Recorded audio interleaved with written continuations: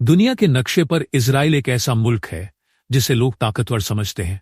उसके पास आधुनिक हथियार हैं, पैसा है, तकनीक है और एक मजबूत फौज है। लेकिन सवाल यह है कि यह ताकत किसके खिलाफ इस्तेमाल हो रही है? क्या यह ताकत किसी बराबर की सेना से लड़ने के लिए है? नहीं, यह ताकत उन मासूम बच्चों पर बरस रही है जो अभी दुनिया को समझ भी नहीं पाए। यह ताकत उन माओं के खिलाफ है जो अपने बच्चों की लाशों को सीने से लगाए रो रही है। यह ताकत उन बुजुर्गों पर बरस रही है जिन्हें जिंदगी के आखिरी लम्हों में सुकून की उम्मीद थी, मगर उन्हें बम और मिसाइलों की मौत मिली। पिछले 1.5 साल से गजा में जो हो रहा है उसे देखकर दिल दहल जाता है। गजा के लोग जैसे जिंदा लाशों में बदल गए हैं। उनके घर उजड़ गए, मस्जिदें ढा दी गई, स्कूल खंडहर बन गए। बच्चे, औरतें, बूढ़े सब बमों की आवाज में जी रहे हैं। गजा की गलियों में खून की नदियां बह रही हैं और दुनिया चुप है। इजराइल बेपरवाह होकर बम बरसा रहा है जैसे उसे कोई रोकने वाला नहीं। लेकिन इजराइल यह भूल गया कि जुल्म की एक हद होती है। जब जुल्म हद से गुजर जाता है तो अल्लाह का इंसाफ हरकत में आता है। कुछ वक्त पहले यरूशलेम के पास जंगलों में आग लगी। यह कोई आम आग नहीं थी, यह अल्लाह की तरफ से एक साफ इशारा था। देखते ही देखते यह आग सैकड़ों हेक्टेयर जंगल को निगल गई। पहाड़ जलने लगे, सड़कें बंद हो गई, घरों को खतरा हो गया। जो लोग अपने आप को सबसे सुरक्षित समझते थे वो अपनी जान बचाने के लिए भागने लगे। इजराइल की वही फौज जो गजा पर बम गिरा रही थी अब दमकल की गाड़ियों के साथ आग से लड़ रही थी। लेकिन यह आग ऐसी थी कि न थम रही थी न रुक रही थी। तेल अवीव से यरूशलेम तक की सड़कें बंद हो गई, स्कूल खाली कर दिए गए, मोहल्ले वीरान हो गए। 6 से ज्यादा कस्बों से हजारों लोगों को निकालना पड़ा। इजराइल ने अपनी एयरफोर्स तक को आग बुझाने के लिए बुला लिया, मगर कुदरत की यह आग किसी के बस में नहीं थी। यह आग सिर्फ पेड़ों को नहीं जला रही थी बल्कि इजराइल के घमंड को भी राख कर रही थी। सोशल मीडिया पर इस आग के वीडियो वायरल हो रहे हैं। उनमें बच्चे रोते दिख रहे हैं, लोग घुटनों पर बैठकर अल्लाह से दुआ मांग रहे हैं। आग की लपटें इतनी भयानक है कि इंसान की आंखें सहम जाए। यह नजारा देखकर दिल में एक ही बात आती है, यह अल्लाह का अजाब है। यह उस जुल्म की सजा है जो गजा के मासूमों पर ढाया गया। कुरान शरीफ में अल्लाह ने बार बार जालिमों को चेतावनी दी है। सूरह अनाम की आयत नंबर 6 में अल्लाह फरमाता है, क्या उन्होंने नहीं देखा कि हमने उनसे पहले कितनी कौमें हलाक कर दी जिन्हें हमने जमीन में वह ताकत दी थी जो तुमको नहीं दी। इस आयत में साफ है कि अल्लाह ने पहले भी ताकतवर कौमों को नेस्तनाबूद किया है, फिर चाहे वो फिरौन हो, नमरूद हो या कोई और। जो लोग अल्लाह की बनाई हदों को तोड़ते हैं उनका अंजाम बुरा होता है। इजराइल आज जिस ताकत पर इतराता है वह ताकत भी अल्लाह की दी हुई है, मगर अगर वह इस ताकत का गलत इस्तेमाल करेगा तो अल्लाह उससे हिसाब लेगा। सूरह हूद की आयत 102 में अल्लाह फरमाता है, और तुम्हारा रब जब किसी बस्ती को पकड़ता है तो उसकी पकड़ बहुत सख्त होती है, बेशक उसकी पकड़ बड़ी दर्दनाक और मजबूत है। यह आयत हमें याद दिलाती है कि अल्लाह का इंसाफ बहुत सख्त है। जब वह जालिमों को पकड़ता है तो कोई नहीं बचता।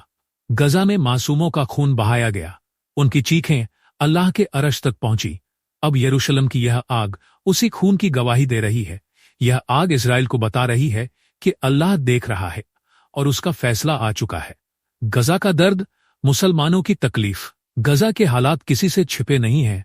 वहां के लोग हर दिन मौत के साए में जी रहे हैं। उनके घरों पर बम गिर रहे हैं, उनके बच्चों को गोली मारी जा रही है, उनकी मस्जिदों को तोड़ा जा रहा है। गजा की जनता ने क्या गुनाह किया? सिर्फ इतना कि वो मुसलमान हैं और अपनी जमीन पर हक जताते हैं। लेकिन इजराइल को यह हक बर्दाश्त नहीं। वह गजा को मिटा देना चाहता है, मगर उसे यह नहीं पता कि अल्लाह अपने बंदों की हिफाजत करता है। गजा के लोग भूखे प्यासे हैं, उनके पास दवाइयां नहीं, बिजली नहीं, पानी नहीं, फिर भी वो हार नहीं मान रहे। उनकी आंखों में उम्मीद है, उनके दिलों में ईमान है। वो जानते हैं कि अल्लाह उनके साथ है। कुरान में अल्लाह फरमाता है, बेशक जो लोग ईमान लाए और अच्छे काम किए उनके लिए जन्नतें हैं जिनके नीचे नहरें बहती हैं, जिनके नीचे नहरें बहती हैं। सूरह बुरूज आयत 11। गजा के लोग उसी जन्नत की उम्मीद में सब्र कर रहे हैं। वो जानते हैं कि उनका दर्द बेकार नहीं जाएगा। अल्लाह उनके हर आंसू का हिसाब रख रहा है। इजराइल का घमंड और कुदरत का जवाब इजराइल को लगता है कि वह दुनिया की सबसे बड़ी ताकत है। उसे लगता है कि कोई उसे रोक नहीं सकता, लेकिन वह भूल गया कि असली ताकत सिर्फ अल्लाह के पास है। यरूशलेम की यह आग उसी घमंड को तोड़ने का एक इशारा है। यह आग सिर्फ जंगल नहीं जला रही बल्कि इजराइल के दिलों में खौफ पैदा कर रही है। जो लोग गजा के बच्चों को डराते थे आज वो खुद आग से डर रहे हैं। सोशल मीडिया पर लोग कह रहे हैं कि यह आग अल्लाह का अजाब है, यह उस जुल्म की सजा है जो इजराइल ने गजा पर ढाया। कुछ लोग कहते हैं कि यह सिर्फ एक हादसा है, मगर मुसलमानों का ईमान कहता है कि यह कुदरत का पैगाम है। यह इजराइल को चेतावनी है कि अभी भी वक्त है, जुल्म बंद करो, तौबा करो, गजा के मासूमों को इंसाफ दो। अगर अब भी आंखें नहीं खुली तो अल्लाह का अजाब और सख्त हो सकता है। मुसलमानों का फर्ज इस वक्त, हर मुसलमान का फर्ज है कि वह गजा के लोगों के लिए दुआ करे, अल्लाह से उनके लिए सब्र और हिम्मत मांगे। जो लोग गजा की मदद कर सकते हैं उन्हें चाहिए कि वो हर मुमकिन कोशिश करें।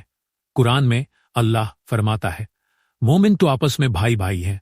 सूरह हुजुरात आयत 10। गजा के लोग हमारे भाई बहन हैं, उनका दर्द हमारा दर्द है, हमें उनकी आवाज बनना होगा। दुनिया को बताना होगा कि गजा में क्या हो रहा है। हमें अल्लाह से दुआ करनी होगी कि वो गजा के लोगों को आजादी दे और जालिमों को उनकी सजा दे। अंतिम बात, यरूशलेम की यह आग सिर्फ एक हादसा नहीं है, यह अल्लाह का इशारा है। यह गजा के मासूमों के खून की गवाही है। इजराइल को समझना होगा कि ताकत का घमंड उसे बचा नहीं सकता। अल्लाह का इंसाफ हर जालिम तक पहुंचता है। कुरान हमें सिखाता है कि जुल्म का अंजाम हमेशा बुरा होता है, फिर चाहे वह फिरौन हो, नमरूद हो या आज का कोई जालिम। आइए हम सब मिलकर गजा के लिए दुआ करें। अल्लाह से मांगे कि वो गजा के लोगों को हिम्मत दे, उनकी तकलीफें दूर करे और जालिमों को सजा दे। यह आग इजराइल को बता रही है कि अल्लाह की पकड़ से कोई नहीं बच सकता। अगर अब भी इजराइल ने अपने जुल्म बंद नहीं किए तो अल्लाह का अगला अजाब और सख्त होगा। अल्लाह हाफिज है और उसकी नजर हर जुल्म पर है।